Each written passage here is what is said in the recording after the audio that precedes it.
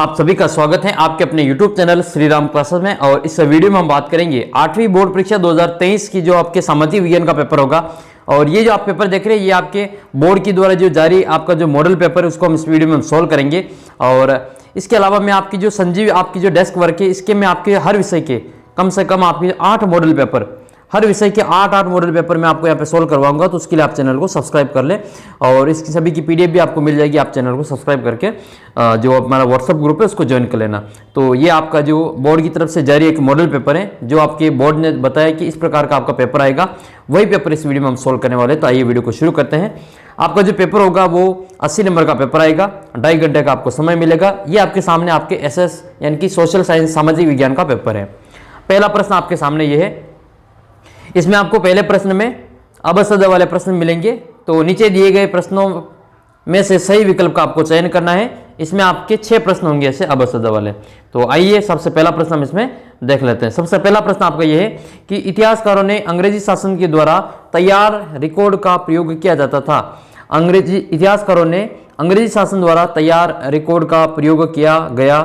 तो इसका आंसर हो जाएगा आपके इतिहास के अध्ययन हेतु। सही आंसर हो जाएगा ब वाला ऑप्शन, इतिहास के अध्ययन हेतु इसका प्रयोग किया जाता था। दूसरा प्रश्न है हुडा सम्मेलन की अध्यक्षता किसने की? तो ये की थी महाराणा जगत सिंह। महाराणा जगत सिंह ने हुडा सम्मेलन की अध्यक्षता की थी। हुडा सम्मेलन ये आपके जो हुआ था 17 जुलाई, हुडा सम्मेलन हुआ था आपके 17 जुलाई 1734 को। ठीक है, भीलवाड़ा का एक स्थान है हुरडा। ठीक है, ये भीलवाड़ा में पड़ता है हुरडा। उस स्थान पे ये भीलवाड़ा के हुरडा नामक स्थान पर ये सम्मेलन हुआ था। तो इसका आंसर हो जाएगा आपके हुरडा सम्मेलन की अध्यक्षता किसने की? तो महाराणा जगत सिंह सेकंड ने की थी। अगला प्रश्न देखते हैं। दूसरा प्रश्न के बाद में हम तीसरा प्रश्न। 2011 की जनगणना के अनुसार भारत की जनसंख्या कितनी है? 2011 के अनुसार भारत की जो जनसंख्या है वो आपके 121 करोड़ है। कितनी है इसमें? 121 करोड़। ये 2011 के अनुसार पूछ रहा है तो उसमें आपको 121 ही करनी, याद कर लेना है 121 करोड़। ठीक है, अगला प्रश्न है आपका कि पर्यटन का अर्थ क्या होता है? पर्यटन का मतलब होता है भ्रमण हेतु जाना, घूमने जाना, पर्यटन के लिए जाना। ठीक है, वो अपना पर्यटन होता है। सामाजिक न्याय हेतु आवश्यक है, तो सामाजिक न्याय हेतु कानून बनाना भी आवश्यक होता है, इसको लागू करना भी आवश्यक होता है और जन चेतना भी आवश्यक होती है। इसका मतलब आपका ऑप्शन नंबर डी से हो जाएगा द उपरोक्त सभी। छठा प्रश्न आपके बेटी बचाओ बेटी पढ़ाओ योजना का मुख्य उद्देश्य क्या है? तो इसका जो मुख्य उद्देश्य है आपके महिला सशक्तिकरण। क्या हो जाएगा इसमें? महिला सशक्तिकरण। फिर आपके अगला प्रश्न है दूसरा जिसमें आपको मिलान करनी है। अब इस मिलान करने वाले में आपको एक तरफ दे रखी है नाम दे रखा है, दूसरी तरफ उस नाम से आपको मिलान करनी है। तो भारत की स्वतंत्रता, इसमें आपको भारत स्वतंत्र कब हुआ था? तो ये आपके 1947 को स्वतंत्र हुआ था। और गुमंतु कृषि, गुमंतु कृषि उसको कहा जाता है काटो और जलाओ। तो काटो और जलाओ गुमंतु कृषि हो जाएगी। फिर आपके प्राच्यवादी शिक्षा, तो प्राच्यवादी जो शिक्षा है वो आपके संस्कृत के अंतर्गत आएगी। तो इसमें आप संस्कृत से मिलान कर लेनी। बाल विवाह, तो बाल विवाह के लिए आपको जो कानून है वो आपको 1900 ये कानूनी अपराध है, इसमें आपको याद कर लेना है। ठीक है, अच्छा एक प्रश्न का उत्तर आप कमेंट करना। भारत में विवाह की जो न्यूनतम आयु है लड़के और लड़कियों की वो कितनी है? ठीक है, इसका उत्तर आप जो कानूनी आयु कितनी है वो आप कमेंट करके बताना। विवाह की न्यूनतम लड़की की आयु कितनी होनी चाहिए और लड़की की आयु कितनी होनी चाहिए, इसका उत्तर कमेंट करके बताना। तीसरा प्रश्न है रिक्त स्थानों की पूर्ति करनी है। तो संविधान के अनुसार सरकार के जो प्रमुख अंग हैं, एक तो विधायिका होती है, एक कार्यपालिका होती है, एक न्यायपालिका होती है। तो 3 अंग होते हैं, विधायिका, कार्यपालिका और न्यायपालिका। इस प्रकार से आपके 2 नंबर इसमें हो जाएंगे। ग्राम पंचायत का जो प्रमुख होता है उसको सरपंच कहते हैं। क्या कहते हैं? उसको सरपंच कहते हैं। और ग्राम पंचायत का जो कार्यकाल है वो 5 साल होता है। क्या वो कितना होता है? 5 साल होता है। नेक्स्ट है प्राकृतिक संसाधन प्रकृति से प्राप्त होते हैं और खनिज जो है वो प्राकृतिक संसाधन का उदाहरण है। प्राकृतिक संसाधन प्रकृति से प्राप्त होते हैं और खनिज प्राकृतिक संसाधन का एक उदाहरण है। आदिवासी शब्द का अर्थ होता है मूल निवासी। आदिवासी शब्द का अर्थ होता है मूल निवासी और ये जंगलों में निवास करते थे। कहाँ निवास करते थे? जंगलों में निवास करते थे। 7वां क्वेश्चन आपके 7वें क्वेश्चन में आपको देखना है कि जनसंख्या वितरण को भौगोलिक एवं आर्थिक कारक प्रभावित करते हैं। भौगोलिक भी करते हैं और आर्थिक कारक भी प्रभावित करते हैं। प्रश्न संख्या फिर अब देखो खंड स में आपके 3-3 नंबर के प्रश्न आएंगे। इसमें देखो निम्नलिखित है जो प्रश्नों के उत्तर दीजिए। पहला प्रश्न आपके 8वें का पहला है, प्लासी का युद्ध किन किन के मध्य में हुआ था? तो प्लासी का जो युद्ध हुआ था, एक तो आपके बंगाल का नवाब था सिराजुद्दौला और ईस्ट इंडिया कंपनी के बीच में ये प्लासी का युद्ध हुआ था। ये 1787 में, सॉरी 1757 के अंतर्गत ये हुआ था। और फिर आपको इसमें और देखना है, अगला प्रश्न है कि 19वीं सदी से पूर्व आदिवासी समूहों में प्रचलित आर्थिक गतिविधियों का जो कौन सी थी वो आपको बताना है। तो आर्थिक गतिविधियों में आपको एक तो करना है जूम खेती करना, काटो और जलाओ और वो वाली, और दूसरी है पशुओं का शिकार है, वन उत्पादों का संग्रह करना है, पशुपालन है, एक ही जगह पे खेती करना, ये इनके प्रमुख है जो गतिविधियां थी। अगला प्रश्न है प्राच्यवादी शिक्षा के समर्थक विद्वानों के आप नाम बताइए। तो प्राच्यवादी शिक्षा के समर्थक, एक तो नाम आपको याद करना है William Jones, Henry Thomas Colebrook और नेथेनियल हॉलहेड और वारेन हेस्टिंग, ये सभी आपके चारों नाम याद करने हैं जो प्राच्यवादी शिक्षा के समर्थक थे। 90 का दूसरा है आपके कि 17वीं शताब्दी के भारतीय सूती वस्त्रों की एक आपको दो विशेषता बतानी है। तो सूती वस्त्रों की विशेषता क्या थी? तो भारतीय सूती वस्त्र अपनी गुणवत्ता तथा बारीक कारीगरी के लिए प्रसिद्ध थे, एक तो ये लिखना है आपको इसमें, और दूसरा ये लिखना है कि भारतीय सूती वस्त्रों का दक्षिण पूर्वी एशिया तथा पश्चिमी मध्य एशिया में भारी व्यापार था। ये दोनों आप इसमें लिख सकते हैं। तो एक तो लिखेंगे कि ये जो सूती वस्त्र है वो अपनी गुणवत्ता के लिए और बारीक कारीगरी के लिए प्रसिद्ध थे, और इनका जो व्यापार का जो केंद्र था वो आपका दक्षिण पूर्वी एशिया और पश्चिमी और मध्य एशिया में बड़ा केंद्र था। ये आप इसमें लिख सकते हैं। अगला प्रश्न आपके 10 नंबर, 1857 की क्रांति के क्या परिणाम थे? क्या कारण थे? परिणाम नहीं, कारण। तो 1857 की क्रांति जो हुई थी वो सबसे पहले नसीराबाद से शुरू हुई थी, अपने राजस्थान में सबसे पहले नसीराबाद में शुरू हुई थी, और ये आपको 1857 की क्रांति के संबंध में याद कर लेना है। कारण क्या थे वो हम देख लेते हैं। 1857 की क्रांति का प्रमुख कारण में एक पहला कारण था कि राजाओं और नवाबों में छीनती जो सत्ता है, किसानों और जमींदारों पर भारी भरकम उन्होंने लगान बढ़ाना शुरू कर दिया था, इस कारण भी 1857 की क्रांति हुई थी। और एक ही फिर आपकी ये कंपनी के भारतीय सिपाहियों का वेतन सेवा शर्तों से असंतुष्ट थे वो, और धार्मिक भावनाओं और आस्था के आधार पर इनको ठेस पहुंचाया गया था, वो चर्बी वाले कारतूस इनको दिए गए थे, और अंग्रेजों का भारतीयों से गणना करना, ये सभी जो प्रमुख कारण रहे आपकी 1857 की क्रांति के। अगला प्रश्न है अस्थायी बंदोबस्त प्रथा का क्यों असफल रही? तो अस्थायी बंदोबस्त जो प्रथा है वो उसके असफल रहने का प्रमुख कारण ये था कि कंपनी द्वारा निर्धारित जो राजस्व है वो बहुत अधिक था, राजस्व ज़्यादा था, रेवेन्यू ज़्यादा था, और जमींदारों ने जमीन की बेहतरी के कोई दिलचस्पी नहीं ली थी, और गांवों में किसानों की यह व्यवस्था बहुत ही दमनकारी दिखाई देती थी, इसलिए जो यह अस्थायी बंदोबस्त जो है वो बिल्कुल असफल रही थी। फिर आपकी 11 नंबर क्वेश्चन है गैर परंपरागत ऊर्जा स्रोत क्यों महत्वपूर्ण है? कोई दो गैर परंपरागत ऊर्जा स्रोत के आपको उदाहरण बताने हैं। तो गैर परंपरागत ऊर्जा स्रोत क्या होते हैं? तो ये एक तो नवीकरणीय होते हैं, इनको बार बार हम उपयोग में ले सकते हैं, कभी समाप्त नहीं होते हैं ये।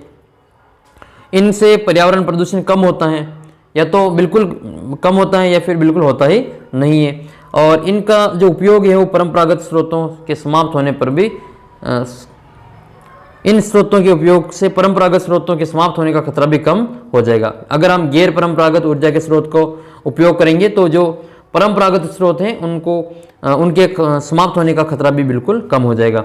गैर परंपरागत ऊर्जा के स्रोत आपके दो उदाहरण दिख लेने, एक तो पवन ऊर्जा है, एक सौर ऊर्जा है। गैर परंपरागत का मतलब जो अभी जो प्राचीन समय से नहीं चले आ रहे हैं, अभी थोड़े दिन सालों या थोड़े समय से पहले ही शुरू हुए थे, जैसे सौर ऊर्जा है, सोलर पैनल लग रहे हैं आजकल, सोलर लाइट लगती हैं, और पवन ऊर्जा है, पवन चक्कियाँ देखी होगी जैसलमेर में, प्रतापगढ़ में, यहाँ पर बहुत सारी जो पवन चक्कियाँ हैं, शेखावटी में भी, सिक्कर झुंझुनू में भी कई सारी जो पवन चक्कियाँ देखने को मिलती हैं। एक खंबे के ऊपर बड़े जो पंख लगाए जाते हैं वो पवन चक्कियाँ होती है। फिर 12 नंबर क्वेश्चन आपके कि कृषि से आप क्या समझते हैं और कृषि से होने वाले दो उत्पादों के नाम बताने। तो कृषि का मतलब एक प्राथमिक क्रिया है, कृषि क्या है? एक प्राथमिक क्रिया है, इसमें फसलों, फलों, सब्जियों और फूलों को उगाया जाता है और पशुपालन किया जाता है। कृषि से प्राप्त दो प्रमुख उत्पाद, एक तो आपको गेहूं लिखना है, एक आपको चावल लिख देना है, ये कृषि के उत्पाद हैं। और भी लिख सकते हैं लेकिन दो अच्छे ही आपके अनाज के रूप में काम लेते हैं। अगला प्रश्न है उद्योगों की अवस्थिति को प्रभावित करने वाले कारकों का वर्णन करना है। तो उद्योगों की अवस्थिति को प्रभावित करने वाले कारक, एक तो कच्चे माल की उपलब्धता है, फिर भूमि, जल, शक्ति, पूंजी, परिवहन, बाजार उद्योग किन्हीं स्थानों पर केंद्रित होते हैं जहाँ जिनमें से कुछ आसानी से उपलब्ध हो जाते हैं। 14 नंबर क्वेश्चन देखो, सरकार द्वारा संचालित किन्हीं 2 कृषि योजनाओं के आपको नाम बताने। तो एक तो है आपकी राष्ट्रीय कृषि विकास योजना, एक प्रधानमंत्री कृषि सिंचाई योजना। ये दोनों कृषि से संबंधित प्रमुख योजनाएं हैं। राजस्थान के प्रमुख वृहद उद्योगों के उदाहरण दीजिए। वृहद उद्योग जो बड़े बड़े उद्योग है उनके नाम बताने। तो राजस्थान में पहला है आपके सूती वस्त्र उद्योग, जो कि सूती वस्त्र उद्योग आपको पता होगा जो ब्यावर है अजमेर का, 1889 में वहाँ पे ये फैक्ट्री लगी थी। सबसे पहले सूती वस्त्र उद्योग वहीं पे लगा था, अजमेर के ब्यावर में पहली सूती वस्त्र मिल वहीं लगी थी। फिर आपका सीमेंट उद्योग बूंदी के लाखेरी में लगा था पहला सीमेंट उद्योग। शक्कर उद्योग चित्तौड़गढ़ के भोपाल सागर में ये शक्कर उद्योग लगी थी, दी मेवाड़ शुगर मिल लिमिटेड के नाम से। ठीक है, तो ये आपको विशेष तौर पे याद कर लेना है। एक मैं आपसे प्रश्न पूछता हूँ कि जेके सीमेंट, ठीक है, राजस्थान में जेके सीमेंट का जो कारखाना है वो किस जिले में आता है? आप कमेंट करके बताना जेके सीमेंट का कारखाना राजस्थान की किस जिले में स्थित है। आप नेट पे सर्च करना, गूगल पे सर्च करना, फिर आप इसका उत्तर कमेंट करके बताना। ठीक है, एक प्रश्न आपके याद हो जाएगा। अगला प्रश्न है फिर आपके, अच्छा इसके अलावा धौलपुर में ये 3 तो है ही मुख्य रूप से, ये 3 तो मुख्य रूप से है ही है, सूती वस्त्र सीमेंट उद्योग और शक्कर उद्योग तो है ही है। इसके अलावा धौलपुर उदयपुर में एक तो कांच उद्योग है, जयपुर कोटा भरतपुर चित्तौड़ में आपके वनस्पति घी के कारखाने हैं, और नागौर में नमक का प्रमुख कारखाना आपको देखने को मिलता है। तो ये तीनों चारों आपको विशेष तौर पर याद कर लेने हैं। अगला प्रश्न है, राजस्थान के दुर्गों की सुरक्षा हेतु क्या प्रबंध किए जाते थे? तो कई सारे जो प्रबंध किए जाते थे, जैसे सुरक्षा की दृष्टि से दुर्ग ऊंची पहाड़ियों पर, गहरी नदियों के किनारों पर या मैदानी भागों पर बनाए जाते थे। दूसरा है कि दुर्ग के निकट प्राय गहरी खाइयाँ होती थी, गहरी खाइयाँ होती थी जिसमें पानी भरकर जहरीले जानवर और शत्रु छोड़कर शत्रुओं को रोका जाता था। जैसे भरतपुर का जो किला है उसके चारों ओर खाई बनी हुई है, और पहाड़ियों पर बना हुआ, जैसे चित्तौड़ का किला सबसे बड़ी पहाड़ी पर बना हुआ है। इसके अलावा कुंभलगढ़ का किला, ये सभी बड़ी बड़ी पहाड़ियों पर बने हुए हैं। अच्छा, एक किला है जिसको हम सोनारगढ़ का किला कहते हैं। तो देखिए किसको पता आप में से सोनारगढ़ का किला किस जिले में आता है? सोनारगढ़ का किला किस जिले में स्थित है? इसका उत्तर कमेंट करके बताना, सोनारगढ़। अगला प्रश्न है, पश्चिमी राजस्थान में जनसंख्या घनत्व पूर्वी राजस्थान की अपेक्षा कम है, इसका आपको कारण बताना है। देखो जैसे ये अपना जो राजस्थान है, ये जैसे इस रूम में आप समझ लो कि ये हमारा राजस्थान है, तो ये उत्तर है, ये वाला हमारा दक्षिण है, इधर हमारा पूर्व होता है, इधर ये पश्चिम होता है। तो इधर साइड से इधर जाएंगे तो वहाँ जो धीरे धीरे लोगों की संख्या कम होती जाएगी। यहाँ जो मैदानी इलाका है, ये वाला तो पूर्वी इलाका, यहाँ धौलपुर है और यहाँ हमारा जैसलमेर है। ठीक है, राजस्थान का सबसे बड़ा जिला है हमारा जैसलमेर और सबसे छोटा जिला यहाँ पे धौलपुर। तो जैसे जैसे हम इधर आएंगे पश्चिम की ओर में, यहाँ पर अपना जो रेगिस्तान है, इसके कारण यहाँ पे जो मूलभूत सुविधाएं होती हैं उनकी कमी होने के कारण यहाँ पर जो लोगों का जो रहन सहन है वो भी कम है, यहाँ पे लोग कम निवास करते हैं। जैसे पूर्वी राजस्थान में लोग इतने इकट्ठे पास में आपको घर मिल जाएंगे, लेकिन आपको पश्चिमी राजस्थान में जो ये वीडियो आप जैसलमेर बाड़मेर से देख रहे हैं उनको पता है कि उनके घर कितने कितने दूर होते हैं, कितने जो गाँव कितने कितने दूर होते हैं, जबकि पूर्वी राजस्थान में ऐसा नहीं होता है। यहाँ वहाँ पर कई सारे जो लोगों के घर और गांव भी पास में होते हैं। तो उसका कारण क्या है? तो कारण ये है कि पश्चिमी राजस्थान का अधिकांश भाग जो आपका मरुस्थलीय है, रेगिस्तान है, और भौगोलिक परिस्थितियाँ कठिन है, बहुत गर्मी पड़ती है, इसके कारण यहाँ पर पानी की कमी है और आधारभूत सुविधाओं की भी कमी है। तो ये सभी इसके प्रमुख कारण इसमें आप देख सकते हैं। नेक्स्ट क्वेश्चन है, धर्मनिरपेक्षता से आप क्या समझते हैं? धर्मनिरपेक्षता से आप क्या समझते हैं? तो धर्मनिरपेक्षता का मूल मंत्र यह है कि किसी धर्म से संबंधित किसी भी तरह का जो वर्चस्व खत्म होना चाहिए, धर्म और आस्था के आधार पर किसी के साथ में भेदभाव नहीं होना चाहिए, ये धर्मनिरपेक्षता का मूल आधार होता है। नेक्स्ट क्वेश्चन फिर आपके हैं कि स्वतंत्र न्यायपालिका से आप क्या समझते हैं? तो स्वतंत्र न्यायपालिका का मतलब ये होता है कि स्वतंत्र न्यायपालिका मतलब जिसमें विधायिका होती हैं, कार्यपालिका होती हैं तथा सरकार न्यायपालिका के कार्य में दखल नहीं दे सकती हैं। स्वतंत्र न्यायपालिका की शक्तियाँ संविधान के द्वारा प्रदत्त होती हैं। अगला प्रश्न आपकी 17 नंबर है, सरकार किस प्रकार से सामाजिक न्याय को प्रोत्साहन देती है? कोई आपको 2 उदाहरण देना है। तो देखो जैसे मैं भी आपकी सामाजिक का ये पेपर करवा रहा हूँ, वैसे ही आपके सारे विषय के ये मेरे पास में सभी विषय की आपकी संजीव के डेस्क वर्क हैं, तो इनकी मैं आपको करवा दूंगा। 8 पेपर है, तो आप इनको अच्छे तरीके से तैयार कर लेना, बहुत अच्छे नंबर आएंगे। पीडीएफ की आपको चिंता नहीं करनी है, आपको पीडीएफ का तो सरप्राइज मिलेगा, बिल्कुल फ्री पीडीएफ मिलेगी ये सभी। और इसके लिए आप थोड़ा सा इंतजार करें और व्हाट्सएप ग्रुप को ज्वाइन कर लेना, उसका लिंक आपको नीचे डिस्क्रिप्शन बॉक्स में दे रखा है। तो सरकार किस प्रकार की सामाजिक न्याय को प्रोत्साहन देती है, कोई 2 उदाहरण बताने हैं। तो सरकार जनजातीय आबादी वाले और बाहरी दलित आबादी वाले जो इलाके हैं उनमें विशेष प्रकार की योजनाएं लागू करती हैं, और इन वर्गों को सरकार की ओर से मुफ्त और रियायती दरों पर छात्रावास की सुविधाएं भी उपलब्ध होती हैं। इसके अलावा सरकार व्यवस्था में निहित असमानता को खत्म करने के लिए कानून का भी इस्तेमाल करती हैं। आरक्षण की व्यवस्था इसी तरह का एक महत्वपूर्ण उदाहरण है, या फिर कानून का जो एक कानून है। आरक्षण भी इसी प्रकार की एक महत्वपूर्ण जो कानून है। अगला प्रश्न है कि सरकार द्वारा नागरिकों को दी जाने वाली कोई 2 जन सुविधाओं के नाम आपको बताने हैं। देखो, एक तो है आपका ये कि नागरिकों को पीने हेतु स्वच्छ जल की आपूर्ति करवाना, और नागरिकों को स्वास्थ्य हेतु ये अस्पतालों की व्यवस्था करना। तो आप सभी को पता होगा आजकल जो चिरंजीवी स्वास्थ्य बीमा चल रही है, पहले इसमें बीमा में रजिस्ट्रेशन करवाने पर है जो 5 लाख का बीमा मिलता था, फिर बाद में जो 10 लाख का बीमा हुआ, और अभी वर्तमान में सरकार में जो इसमें घोषणा कर देगी उसमें बीमा की जो राशि वो बढ़ा के 25 लाख रुपए कर दी है। तो ये मुख्यमंत्री चिरंजीवी स्वास्थ्य बीमा योजना है, सभी को इसमें अपना रजिस्ट्रेशन करवाना चाहिए। अगला प्रश्न 18 नंबर की अलोकप्रिय कानूनों के संदर्भ में जनता सरकार पर किस प्रकार का दबाव बना सकती है। तो अलोकप्रिय कानूनों की जनता आलोचना करती है। जो अलोकप्रिय कानून होती है उनकी जनता क्या करती है, आलोचना करती है, उनके खिलाफ जनसभाएं करती हैं। जैसे अभी थोड़े दिन पहले आपने देखा होगा दिल्ली में जो किसान आंदोलन हुआ था, वो इसी का उदाहरण है। जो कृषि कानून थे उनके विरोध में जो किसानों ने आंदोलन किया था, तो वो अलोकप्रिय कानूनों के संदर्भ में जनता द्वारा जो दबाव बनाती है, और फिर सरकार को मानना भी पड़ा था और वो कानून वापस भी लेने पड़े थे। तो ये इसी के उदाहरण है। आप देख सकते हैं इसमें कि अलोकप्रिय जो कानून होते हैं वो जनता की कानूनों की जनता जो होती है वो आलोचना करती हैं, उनके खिलाफ जनसभाएं करती हैं। इसकी अभिव्यक्ति अखबारों और टीवी चैनल में होती हैं। आपने देखा होगा दिल्ली में जो किसान आंदोलन चला था उसकी सभी की खबरें जो आपको अखबार में, टीवी में देखने को मिलती थी, यूट्यूब चैनल पे सभी की जगह पर आपको देखने को मिली थी। और बहुत सारे लोग जो मानने लगते हैं कि गलत कानून पारित हो गया है, तो संसद के ऊपर उस पर पुनर्विचार करने का दबाव बनाया जाता है। बिल्कुल ये आपके कृषि कानून से संबंधित जो आप देखा होगा आपने दिल्ली में जो कानून ये हुआ था आंदोलन, उससे संबंधित आप इसमें लिख सकते हैं। अगला प्रश्न है कि लोकतंत्र में संसद की भूमिका की विश्लेषण करना आपको। तो लोकतंत्र में संसद राष्ट्रीय सरकार का चुनाव करती है, ठीक है, और यह सरकार को नियंत्रित करती हैं, उसका मार्गदर्शन करती हैं, उसको सूचित करती हैं, और ये हमारे देश का कानून बनाने का कार्य करती हैं। अच्छा, मैं एक प्रश्न पूछता हूँ आपको, इसका उत्तर आप कमेंट करना कि हमारे जो प्रधानमंत्री हैं, उनका नाम आप कमेंट करके बताना। हमारे प्रधानमंत्री कौन है, इसका उत्तर आप कमेंट करके बताना। 19 नंबर क्वेश्चन में आपको एक मानचित्र दे रखा है राजस्थान का, इसमें आपको जिला भरना है। एक तो कोटा भरना है, तो कोटा आपको यहाँ दिखाई देता है। कोटा की जो सीमा है वो मध्य प्रदेश के साथ में 2 बार टच होती है, तो ये आपको याद कर लेना, ये वाला कोटा है। एमपी एक मध्य प्रदेश के साथ में इसकी सीमा 2 बार टच होती है। और ये चांद जैसी आकृति जो दिखाई देती है, चांद जैसी आकृति, वो आपके सीकर की है। और ये लास्ट में हो जाएगा दक्षिण में आपका डूंगरपुर वागड़ प्रदेश के नाम से जाना जाता है, डूंगरपुर बांसवाड़ा ये दक्षिण में। और यहाँ से कर्क रेखा होके गुजरती हैं। कर्क रेखा राजस्थान के 2 जिलों से होकर गुजरती है, एक तो डूंगरपुर से और एक बांसवाड़ा से, ठीक है।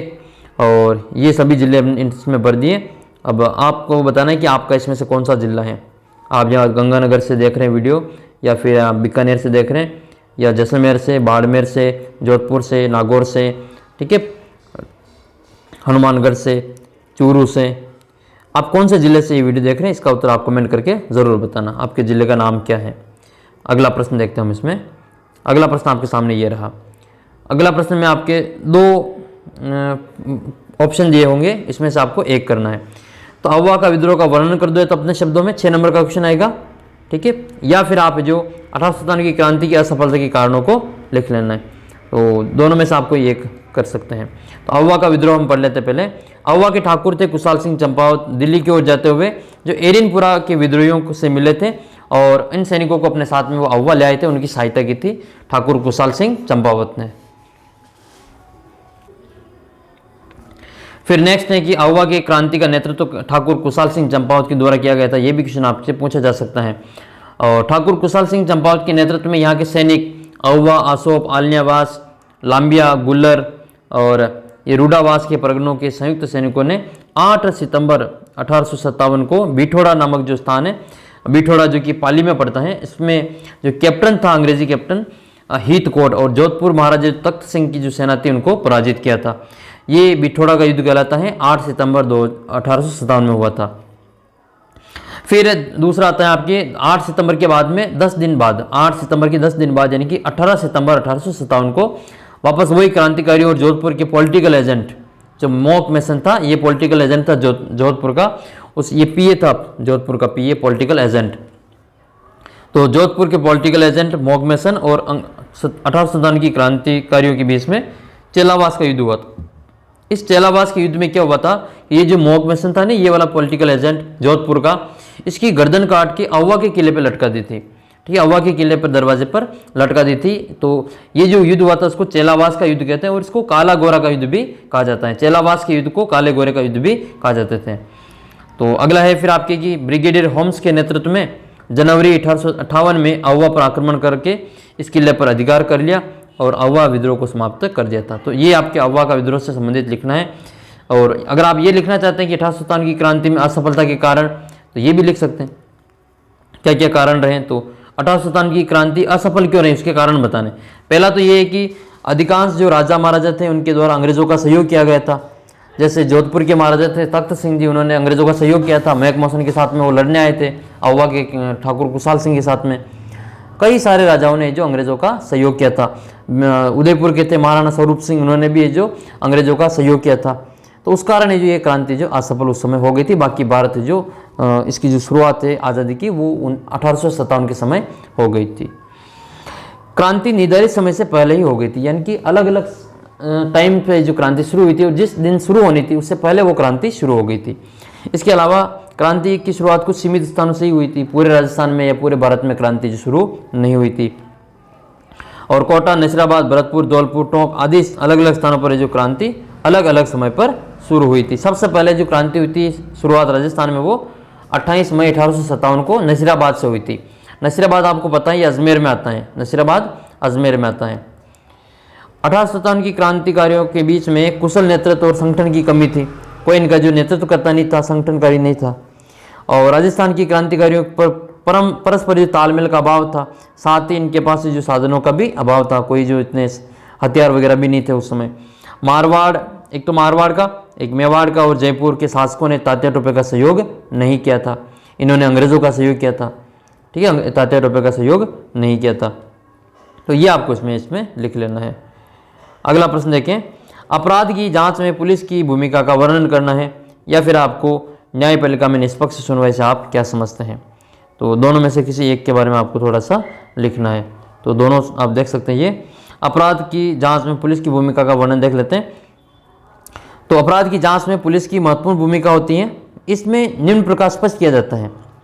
सबसे पहले तो पुलिस की जो प्रथम सूचना रिपोर्ट FIR, ये आपको याद कर लेना है। FIR का पूरा नाम याद कर लेना है। हम थाने में FIR दर्ज करवाते हैं, उसका पूरा नाम है, हिंदी में उसको कहते हैं प्रथम सूचना रिपोर्ट, फर्स्ट इंफॉर्मेशन रिपोर्ट। दर्ज होने के बाद ये FIR का तो आप नाम पक्का याद कर लेना, परीक्षा में आ सकता है ये आपके। दर्ज होने के बाद किसी अपराध की जांच शुरू की जाती है और पुलिस को यह सूचना मौखिक या फिर लिखित रूप में किसी भी रूप में मिल सकती है। FIR वारदात की तारीख, समय, स्थान, मूल और घटनाओं का विवरण इसमें लिखा जाता है कि वो जो वारदात हुई है वो कब हुई, किस स्थान पे हुई, और इसमें गवाह वगैरह सभी इसमें लिखे जाते हैं। प्रथम सूचना रिपोर्ट यानी कि FIR दर्ज होने के बाद पुलिस जांच के लिए गवाहों के बयान दर्ज करती है और सबूतों को इकट्ठा करती है। इसकी जांच के आधार पर पुलिस अपनी राय बनाती है। अगर पुलिस को सबूतों में आरोपी का दोष साबित होता दिखाई देता है तो वह आरोपी को गिरफ्तार करके 24 घंटे के भीतर अदालत में आरोप पत्र या चार्जशीट दाखिल कर देती हैं। ठीक है, अगर पुलिस को लगता है कि जो आरोपी है उसके दोष से जो सिद्ध हो रहे हैं, साबित हो रहे हैं, तो उसको गिरफ्तार करके 24 घंटे के अंदर उसको अदालत में पेश कर देते हैं। गिरफ्तारी, हिरासत, पूछताछ के दौरान पुलिस से जो किसी को भी पीटने, सताने और गोली मारने का अधिकार नहीं है। हाँ, गिरफ्तार जरूर कर सकती हैं, हिरासत ले सकती हैं, लेकिन उसको पीटना, सताना, डराना, धमकाना, गोली मारना, ये अधिकार जो पुलिस के पास में नहीं होता है। पुलिस किसी भी छोटे से छोटे अपराध के लिए किसी को सजा नहीं दे सकती है। यह तय करना पुलिस का काम नहीं है। आरोपी दोषी है या नहीं, यह तो न्यायाधीश को तय करना होता है। इस प्रकार से आप इसमें लिख सकते हैं। फिर आपके मृदा संरक्षण के उपाय बताने, या फिर आपको जो वनों से क्या क्या लाभ होता है उसके बारे में बताना है। तो हम आपको वनों के बारे में क्या क्या लाभ होता है उसके बारे में देख लेते हैं कि वन से हमको क्या क्या लाभ मिलता है। तो सबसे पहले आप देख लेते हैं कि वन से क्या क्या लाभ मिलता है। तो वन से एक तो वनस्पति और वन्य जीव जंतुओं का महत्वपूर्ण संसाधन है वन, और इसके अलावा वन इमारती लकड़ी मिलती है, इमारती लकड़ी, आश्रय, ऑक्सीजन मिलता है, प्राणवायु जिसको हम कहते हैं, और मिट्टी और जल संरक्षण होता है। पेड़ पौधे लगाने से मिट्टी का कटाव नहीं होता है, ठीक है। उसकी जड़ें से पेड़ पौधे उगाने, फसलें उगाने से मृदा की जो सुरक्षा होती है और रक्षक मेखला के रूप में कार्य करते हैं। भूमिगत जल संग्रह में भी इनका महत्वपूर्ण योगदान होता है। अगला देखते हैं, फल और पदार्थों की प्राप्ति होती है। वन से में कई सारे फल फ्रूट प्राप्त होते हैं, और लेटेक्स है, तारपीन का तेल है, गोंद है, औषधि है, ये सभी हमको फल वृक्षों से ही प्राप्त होते हैं, वनों से ही प्राप्त होते हैं। फिर अगला है कि वन्य जीव, अच्छा, वनों को जीव जंतु से प्राप्त पदार्थ, इसमें आपके पक्षी है, कीट है, ठीक है, ये जलीय जीव रहते हैं। इसमें दूध, मांस, खाल और शहद, ये सभी आपको जलीय जंतुओं से इनसे प्राप्त होते हैं वन से, क्योंकि वन होंगे तो जीव जंतु भी होंगे, उनसे ये प्राप्त होगा। अन्य और भी कई सारे जो उत्पाद आप लिख सकते हैं, जैसे मधुमक्खी से आपको मधुमक्खी से शहद मिलता है, फूलों का परागण में मदद करती हैं, और पारितंत्र में अपघटक के रूप में एक महत्वपूर्ण भूमिका निभाती हैं। तो ये सभी आप इसमें लिख सकते हैं। अगला प्रश्न है फिर आपके जन राष्ट्रवाद से आप क्या समझते हैं, या फिर आप यह लिख सकते हैं कि भारत का जो स्वतंत्रता संग्राम था उसमें महात्मा गांधी का क्या योगदान था। ये बहुत ही इंपॉर्टेंट क्वेश्चन है, इसको तो आप अच्छी तरीके से याद कर लेना, आपके परीक्षा में आएगा ये। तो ये देख लेते हैं। तो ये है आपका जन राष्ट्रवाद। इससे पहले हम ये देख लेते हैं आपके भारत के स्वतंत्रता संग्राम में महात्मा गांधी की भूमिका। तो सबसे पहले देखते हैं, महात्मा गांधी ने भारत की स्वतंत्रता में कई जो महत्वपूर्ण रोल निभाए थे, कई सारे सत्याग्रह किए थे। इसमें हम देख लेते हैं, सबसे पहला है, देख लेते हैं इसमें रोलेट सत्याग्रह। रोलेट सत्याग्रह जो हुआ था वो गांधी जी द्वारा 1919 में गांधी जी ने अंग्रेजों के द्वारा रोलेट सत्याग्रह क्यों हुआ था, तो रोलेट सत्याग्रह गांधी जी ने अंग्रेजों के द्वारा जो पारित 1919 का जो एक कानून था, रोलेट कानून, उसके विरुद्ध जो ये सत्याग्रह का शुरुआत की थी, क्योंकि ये कानून अभिव्यक्ति की स्वतंत्रता पर अंकुश लगाता था। यानी कि आपको बोलने की आज़ादी इस कानून में नहीं थी, आप अपने भाव प्रकट नहीं कर सकते थे। और गांधी जी ने लोगों से इस कानून का अहिंसक विरोध करने तथा हड़तालों करने का आह्वान किया था। अप्रैल 1919 में देश में जगह जगह पर जुलूस निकाले गए और हड़तालें की गई, और सरकार ने इसके विरोध में दमन चक्र चलाया। और इसी के तहत 13 अप्रैल को जो जलियांवाला हत्याकांड जो इसमें घटना हुई थी। फिर एक आपकी खिलाफत आंदोलन याद कर लेना है, खिलाफत और असहयोग आंदोलन। तो इसमें देखते हैं हम खिलाफत आंदोलन और असहयोग आंदोलन। 1920 में अंग्रेजों द्वारा तुर्की के सुल्तान के अपमान से भारतीय मुसलमान अंग्रेज सरकार के खिलाफ थे। तो जलियांवाला जो हत्याकांड हुआ था उससे भारतीय नेता व्यतीत थे। गांधी जी ने मुसलमानों के खिलाफत आंदोलन का समर्थन करते हुए असहयोग आंदोलन चलाया था। 1921-22 के दौरान यह आंदोलन जो व्यापक हो गया था। विद्यार्थी हैं, वकील, शिक्षक, ये सभी इसमें शामिल हो गए थे, और ब्रिटिश शासन और विदेशी वस्त्रों का जो इसमें बहिष्कार किया गया था। लेकिन 1922 में एक चोरा चोरी कांड हो गया था, हिंसक घटना हो गई थी उत्तर प्रदेश में ये। तो उसके बाद में जो गांधी जी ने इस आंदोलन को जो वापस ले लिया था, क्योंकि महात्मा गांधी जो थे वो आपके हिंसा के विरुद्ध थे। तो ये आपको उसमें याद कर लेना है, खिलाफत आंदोलन में और असहयोग आंदोलन में। फिर आपको सविनय अवज्ञा आंदोलन याद करना है और दांडी मार्च याद करना है। असहयोग आंदोलन के समाप्त होने के बाद गांधी जी ने गाँव में व्यापक सामाजिक कार्य किया और कांग्रेस का जनाधार व्यापक हो गया। 1930 में गांधी जी ने पूर्ण स्वराज के लिए सविनय अवज्ञा आंदोलन किया था, और 240 किलोमीटर की पैदल यात्रा कर दांडी में नमक कानून को तोड़ा था। और इस आंदोलन के परिणाम स्वरूप किसानों, आदिवासियों और महिलाओं ने बड़ी संख्या में हिस्सा लिया था। इसके परिणाम स्वरूप 1935 में गवर्नमेंट ऑफ इंडिया एक्ट को पारित किया गया था। ये 1935 का जो गवर्नमेंट ऑफ इंडिया एक्ट है वो सविनय अवज्ञा आंदोलन और दांडी मार्च के बाद में ही पारित हुआ था। नेक्स्ट है फिर आपके है भारत छोड़ो आंदोलन, जो कि 1942 में गांधी जी ने अंग्रेजों के खिलाफ आंदोलन शुरू किया था और भारतीय जनता को करो और या मरो का नारा दिया था। करो और मरो का नारा कब दिया गया? तो भारत छोड़ो आंदोलन के समय दिया था महात्मा गांधी के द्वारा 1942 में। अंग्रेजी दमन चक्र के चलते हुए भी यह आंदोलन है जो फैलता गया और एक व्यापक जन आंदोलन के रूप में परिणत हो गया था। अंत में जो ब्रिटिश सरकार जो ब्रिटिश राज को घुटने टेकने पड़े और भारत जो आज़ाद हुआ था। तो इस प्रकार से जो आपको ये सारे जिसमें योगदान देख लेना है। तो देखो ये तो था आपके सामाजिक का पेपर। इसी प्रकार के मैं आपके ये जो आपके संजीव की जो डेस्क वर्क है ये आपके सामाजिक की है, तो इसके सामाजिक के 8 मॉडल पेपर दे रखे हैं इसमें, तो मैं आपको 8 ही मॉडल पेपर आपको इसमें करवाऊंगा। इसके अलावा सभी विषय के मैं आपको मॉडल पेपर, सभी विषय के 8-8 मॉडल पेपर और एक आपका जो ये सब्जेक्ट का पेपर जो बोर्ड ने जारी किया वो करवाऊंगा। अगर आप इन प्रश्नों को भी देख लेते हैं, इन सभी की PDF वगैरह आपको मिल जाएगी बिल्कुल निःशुल्क। तो आप चैनल को सब्सक्राइब करके अपने जो व्हाट्सअप ग्रुप है उसका लिंक आपको नीचे दे रखा है, उसमें आप ज्वाइन हो जाना। तो बहुत ही जल्द मिलेंगे आपको अगले विषय के वीडियो में। तब तक आप चैनल को सब्सक्राइब कर लीजिए और वीडियो को अपने दोस्तों के साथ में शेयर जरूर किया करें। मिलते हैं अगले वीडियो में, तब तक जय हिंद जय